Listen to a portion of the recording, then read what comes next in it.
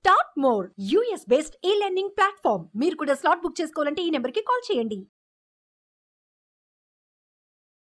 నమస్తే, నేను జీవి సత్యనారాయణ. ఈరోజు ఈ ఎపిసోడ్లో ఎలక్ట్రిక్ వెహికల్స్కి సంబంధించినటువంటి ఏవైతే షేర్లు ఉన్నాయో అవన్నీ పెన్ను నోట్బుక్ దగ్గర పెట్టుకొని నేను ఏవైతే పేర్లు చెప్తున్నా, కంపెనీలు చెప్తున్నా అవన్నీ చూద్దాము. ఫస్ట్ ఎలక్ట్రిక్ వెహికల్ స్టాక్ అంటే ఏమేమి చేస్తున్నాయి, ఆ సెక్టార్లో ఏమేమి కంపెనీలు ఉన్నాయి, ఏమేమి చేస్తున్నాయి, ఎలా చేస్తున్నాయి అవన్నీ మనం చూడాలి.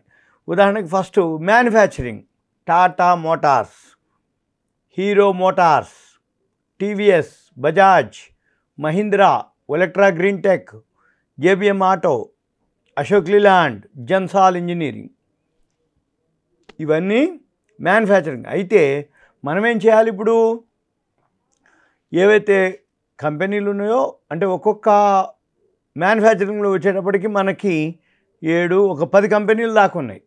ఈ 10 కంపెనీలు కొనటం కాదు, ప్రైస్ చూసుకోవాలి, ఫండమెంటల్ చూడాలి, ప్రాఫిట్ అండ్ లాస్ చూడాలి, బ్యాలెన్స్ షీట్లు చూడాలి. చూసి అప్పుడు మీరు బై చేయాల్సిన అవసరం ఉంటుంది. ఏవేటిది ఇప్పుడు టాటా మోటార్స్ అనుకోండి, హీరో మోటో కార్ప్, ప్రైస్ చూడాలి, వాల్యూస్ చూడాలి, దాంతోపాటు దానికి ఉన్నటువంటి ఏదైతే ఉందో అంటే ప్రాఫిట్ అండ్ లాస్ అంటే క్వార్టర్లీ రిజల్ట్స్, టీటీఎం రిజల్ట్స్, ఈపీఎస్లు, బుక్ వాల్యూలు, రిజర్వ్లు, పిఈ రేషియోలు అవన్నీ అబ్జర్వ్ చేయాల్సి ఉంటుంది మీరు. ఇప్పుడు ఏది మ్యానుఫ్యాక్చరింగ్ యూనిట్ ఇట్లా అంటే ఏవైతే లిస్ట్ ఉందో ఈ లిస్ట్ దగ్గర పెట్టుకోవాలి. స్క్రీనర్లోకి వెళ్ళాలి. మీరు ఇక్కడ స్క్రీనర్లోకి వెళ్ళి ఇక్కడ స్క్రీనర్ క్లిక్ చేస్తే స్క్రీనర్ ఇక్కడ మీకు టాటా మోటార్స్ అనుకోండి. ఫస్ట్ టాటా మోటార్స్ కనుక క్లిక్ చేయగానే సపోజ్ ఇప్పుడు ఇక్కడికి ఉంది. ఇప్పుడు కమర్షియల్ వెహికల్ అంటే టాటా మోటార్స్ వాళ్ళు commercial vehicle, passenger vehicles split చేస్తారు అంటే డిమెర్జ్ చేస్తారు దాంట్లోంచి. ఇట్లా మనం రిజల్ట్స్ చూసుకోవాలి. రిజల్ట్ చూసుకొని ఇందులోకి వెళ్ళి క్వార్టర్లీ రిజల్ట్స్ ఈ డిసెంబర్ 2022, డిసెంబర్ 2023 3000కి 7000 కోట్లు రావడం జరిగింది.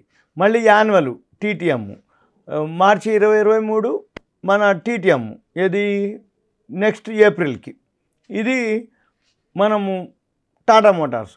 నెక్స్ట్ వచ్చి ఏదైతే మనం చూస్తున్నామో, ఏదైతే అబ్జర్వ్ చేస్తున్నామో, ఏదైతే మనము ఫాలో అవుతున్నామో నెక్స్ట్ హీరో మోటార్స్. అలానే అన్నీ మీరేం చేయాలి, ఒక నోట్బుక్, పెన్ తీసుకోవాలి. లేదు సిస్టమ్ బాగా పర్ఫెక్ట్ ఉంటే ఎక్సెల్ షీట్లోకి వెళ్ళి ఫస్ట్ ఇవి స్క్రిప్ట్లో ఎంటర్ చేయాలి.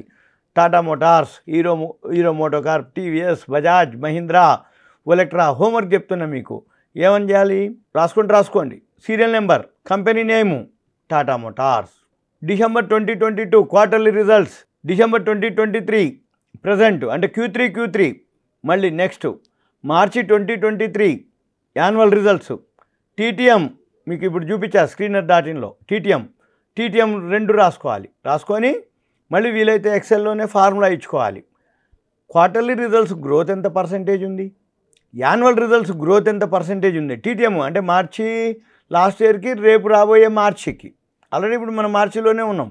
అంటే రేపు ఫైనాన్షియల్ ఇయర్ మార్చి అయిపోయిన తర్వాత ఏప్రిల్లో రిజల్ట్స్ ఏవైతే వస్తాయో అది ఎంత రావచ్చు అనేది ఉంది. ఇప్పుడు మనం ఇక్కడ చూపిస్తే మీకు ఉదాహరణకి ఇక్కడ టాటా మోటార్స్ వచ్చి 2690 కోట్లు మార్చి 2023కి వస్తే రాబోయే ఫైనాన్షియల్ ఇయర్కి 19,000 అంటే సుమారుగా 3 6 18 6 టైమ్స్ 600% నియర్లీ అబోవ్ మనకి కనబడుతుంది ప్రాఫిట్. ఇది మనము గమనించాలి. ఇట్లా ఏం చేయాలి, ప్రతిదీ రాసుకోవాలి.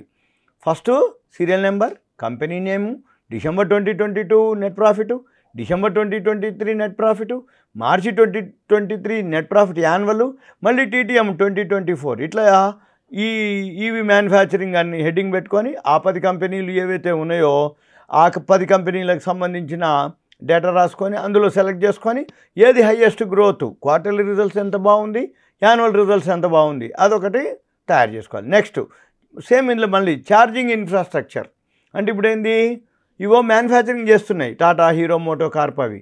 నెక్స్ట్ ఛార్జింగ్ ఏమేమి ఉన్నాయి, Indian Oil, BPCL, HPCL, Reliance, Servotech, Tata Power. ఇవేంటిది, ఎలక్ట్రిక్ వెహికల్స్ కొన్నావు, ఎలక్ట్రిక్ వెహికల్ మరి ఛార్జింగ్ స్టేషన్లు కావాలి.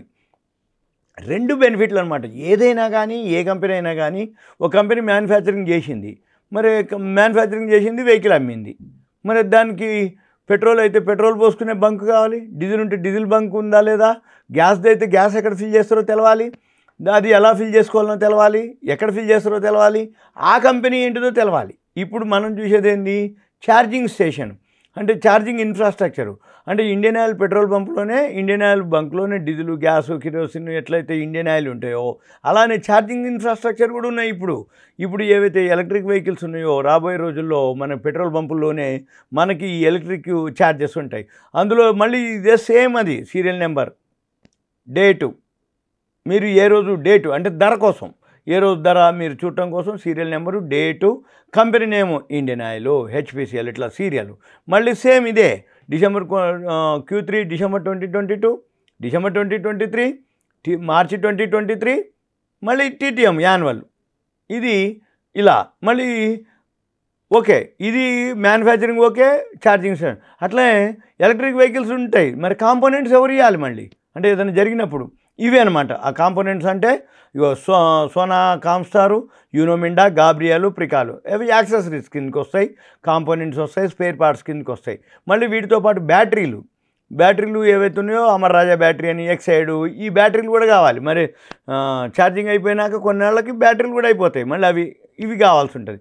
మళ్ళీ వీటితో సాఫ్ట్వేర్, అది ఎలా వర్కౌట్ అవుతుంది, ఎలా పనిచేస్తుంది, అవి సాఫ్ట్వేర్లు, Tata Elxsi, Tata Technologies, KPIT, Cyient, Axis, ఇవన్నీ మీరు ఏం చేయాలి, ఓన్లీ ఎలక్ట్రిక్ వెహికల్స్ సంబంధించిన సెక్టార్లు అనమాట.